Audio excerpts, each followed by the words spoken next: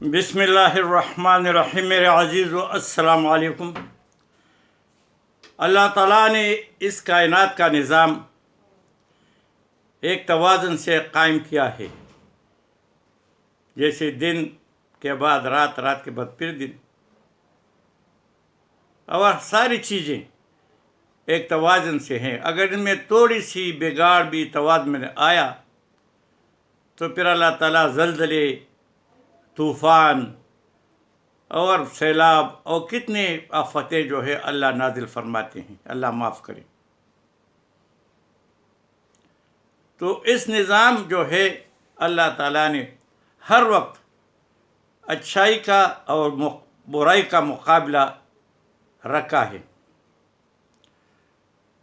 ہر معاشرے میں اچھے اور برے ہیں۔ جب سب برے ہو جاتے ہیں اور کوئی اچھے کا گنجائش نہ ہو تو پھر اللہ تعالیٰ جیسے نوح علیہ السلام کی طرح ان کے قوم پہ سیلاب آتا ہے اور سب کو ختم کرتا ہے، اور کئی نبیوں کے قوموں کو ختم کیا اس طرح۔ تو ان میں جو علماء دین ہے حق والے، اور کچھ علماء دین سو والے ہیں، تو اللہ تعالیٰ نے علماء دین کی بہت اہمیت رکھی ہے جو حق والے ہیں، اور ان کی بڑی فضیلت ہے۔ یہ قوم اور امت کے لیے رحمت ہے، ورنہ پھر یہ دین کب کا مٹ چکا ہوا ہوتا۔ یہودیوں کے علماء نے دین کو اور تورات کو اپنے کمائی کا ذریعہ بنایا،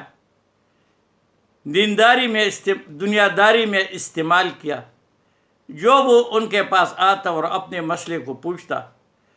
اس میں تحریف کرتے، اپنے طرف سے وہ مسئلے ڈالتے اور فیصلہ دیتے دنیاوی چیزوں کو دیکھتے ہوئے۔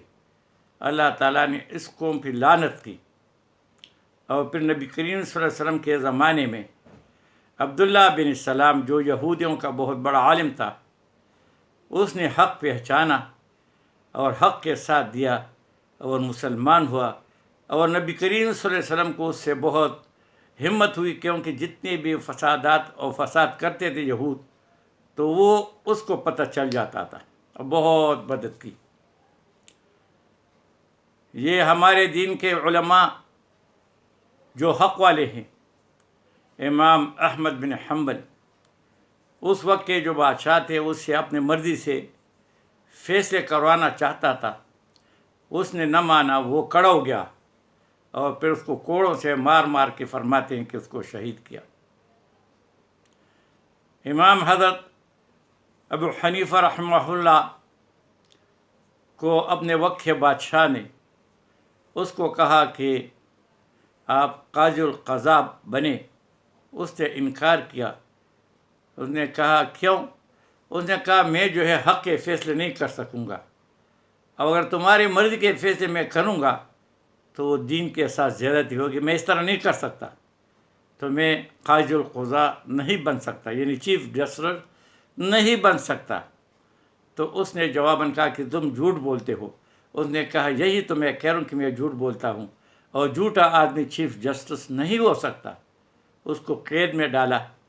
اور اس قید کے دوران وہ شہید ہو کہ دنیا سے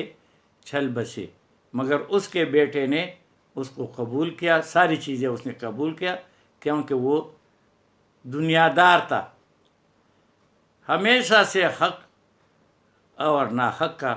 جھگڑا رہا ہے۔ جب قادیانی نے اپنے نبی ہونے کا دعویٰ کیا، اس وقت بھی کچھ ایسے علماء تھے، بہت بڑے بڑے جید علماء، کچھ لوگ تو ان کے ساتھ مل گئے اور اپنے دین کو بدلا۔ بڑے بڑے عالم ان کے ساتھ مل بھی گئے، ابھی بھی ہے، اور کچھ لوگ جو تھے وہ حق پہ کھڑے ہو گئے۔ اس میں سید عطا اللہ شاہ بخاری رحمہ اللہ بڑھ چڑھ کر اس نے حصہ لیا، اس کا مقابلہ کیا۔ غلام غوث ہزاروی رحمہ اللہ نے بڑھ چڑھ کر حصہ لیا، اس کا مقابلہ کیا، اور اسی طرح منظور احمد چنویٹی رحمہ اللہ، یہ سارے وفات ہو پا چکے ہیں، اس نے زبردست مقابلے کیا، اور کئی علماء تھے اور کچھ ان کے ساتھ کچھ خاموش ہو گئے دنیاوی لحاظ سے، کیونکہ اس کو سپورٹ ملی ہوئی تھی انگلینڈ کی اور یورپ کی، کیونکہ اس نے دین سے جہاد نکالا، اور یہ لوگ جہاد سے ڈرتے تھے، اس وقت پاکستان بنا نہیں تھا، تو یہ جہاد سے ڈرتے تھے، تو اس نے جہاد کو نکالا کہ بھائی جہاد صرف جو ہے اور صرف یہ رسول اللہ صلی اللہ علیہ وسلم کے زمانے میں تھا، ابھی نہیں ہے، جس کو ہم قتال کہتے ہیں، جہاد ہوتا ہے۔ تو وہ ان نے پلان کیا تھا، اور وہ تقسیم کرتے تھے مسلمانوں کو تک، اور کچھ کامیاب بھی ہو گئے تھوڑے بہت۔ تو ابھی بھی جو ہے وہ یورپ میں جو ہے اس کا جو ہیڈ ہے وہ ادری ہے یہ قادیانوں کا، اور یہ کمزور ملکوں میں جاتے ہیں جہاں ان کی عقیدت زیادہ دین میں پکے نہیں ہے،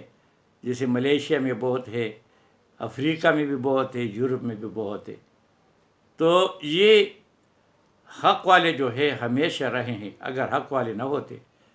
تو دنیا بے ختم ہو جاتی۔ اللہ نے اس کا نظام کو قیامت تک چلانا ہے، اور حق میں مقابلہ کرنا ہے، حق کو اس کا فائدہ پہنچنا ہے، ان کو جہاد کا غازی بننا ہے، شہید بننے ہیں، اور نہ حق والے جو ہے وہ دنیا کے سامنے دنیا دار ہو کے اللہ تعالیٰ ان کو دنیا میں رسوا کرتے ہیں، اور آخرت میں اس کے لیے رسوائی ہے۔ مشہور بات ہے، نام تو میں بھول چکا ہوں، کہ دو تین عالم جا رہے تھے،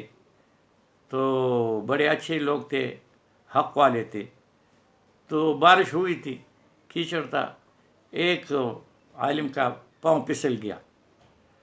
تو فوراً دوسرے نے کہا یا اللہ خیر، سب نے کہا کہ بچ گئے۔ اس نے کہا کہ فلانا صاحب، اگر آپ پھسلے، اگر عام لوگ پھسل جائے کوئی بات نہیں، پیر ٹوٹ جائے گا، زخمی ہو جائے گا، ہم اٹھا لیں گے، مگر ایک عالم دین اگر پھسلا تو سارا دنیا جو ہے ختم، کیونکہ اگر اس نے کوئی دین کا غلط ترجیح، توجیہ، مسئلے کا غلط تشریح کی تو وہ قیامت تک رہے گی، اور لوگ مصیبتوں میں ڈالیں گے اور دین کو خراب کریں گے۔ اس طرح فرماتے ہیں کہ ایک عالم جو حق پہ ہے یہ امت کے لیے رحمت ہے، اگر وہ وفات ہو جائے تو اگر عام آدمی وفات ہو جائے تو اس کو نقصان ہے، بس وہ فوت ہو گیا، دنیا سے مرحوم ہو کے چلا گیا،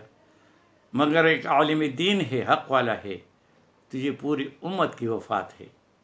کیونکہ جب تک اسی طرح دوسرا آدمی پیدا نہیں ہوگا امت سراسر نقصان میں ہوگی۔ بس بھائی یہ جو ہے کوشش ہماری یہ ہوگی، میری اپنی بھی دعا ہے کہ یا اللہ ہمیں جو ہے علماء حق جو ہے، جو دین والے ہیں، ہمیشہ سے ہمیں وہ ان کی جو ہے سرپرستی حاصل ہو، ان کی ہمیں رہنمائی حاصل ہو، اور ان کو دنیا کو ان سے خالی نہ کریں، کیونکہ اگر دنیا جو دوسرے لوگوں کے پاس رہی، جو دنیا دار ہے، جو کرسی کے لیے ہے، جو رتبے کے لیے ہے، جو اچھے برے کو تمیز نہ جانتے ہوئے بھی برائی کا ساتھ دیتے ہیں، اور دنیا کے لیے جو ہے ان کا سب کچھ حاضر ہوتا ہے، تو یہ جو ہے کتنی ظلم کی بات ہے۔ آپ ابھی دیکھ رہے ہیں کہ سرکاری حج پہ جاتے ہیں،